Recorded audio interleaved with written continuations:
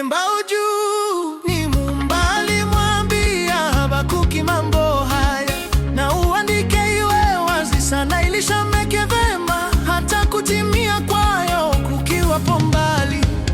Neno la Mungu li hai, na ndilo mwanga wa kumlikia wamtumainiao. Neno la Mungu li hai, na ndilo mwanga wa kumlikia wamtumainiao.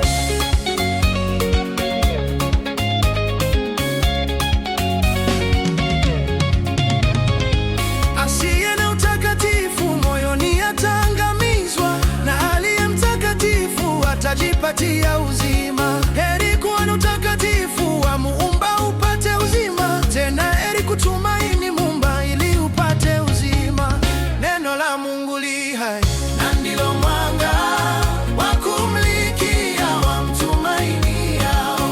Neno la Mungu li hai, na ndilo mwanga wa kumlikia wamtumainiao.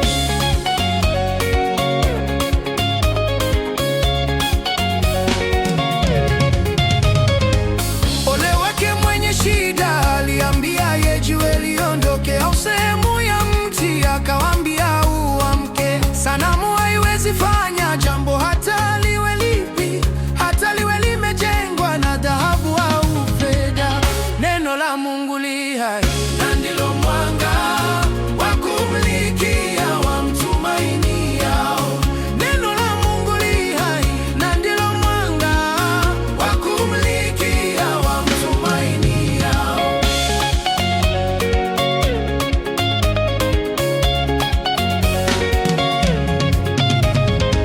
Ni heri kumengoja Muumba akupe utajiri mwenyewe, wacha kujipatia utajiri kwa njia ya unyang'anyi. Kile Muumba upya na hudumisha utukufu, siyo ya unyang'anyi. Soma Habakuki 2:9. Neno la Mungu li hai, na ndilo mwanga wa kumlikia wamtumainiao. Neno la Mungu li hai, na ndilo mwanga wa kumlikia wamtumainiao.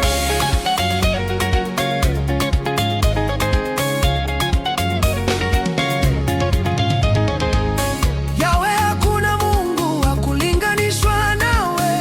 Neno lako ni kuna, lina nguvu nyingi. Nani asiyekuheshimu, we mfalme wa kote? Unastahili sifa na kusujudiwa. Neno la Mungu li hai, na ndilo mwanga wa kumlikia wamtumainiao. Neno la Mungu li hai, na ndilo mwanga wa kumlikia wamtumainiao.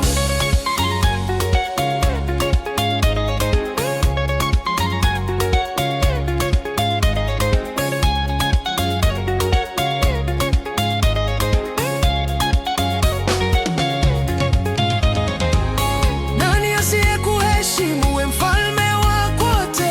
Waweza kutawala uzima na kutawala mauti, na kusia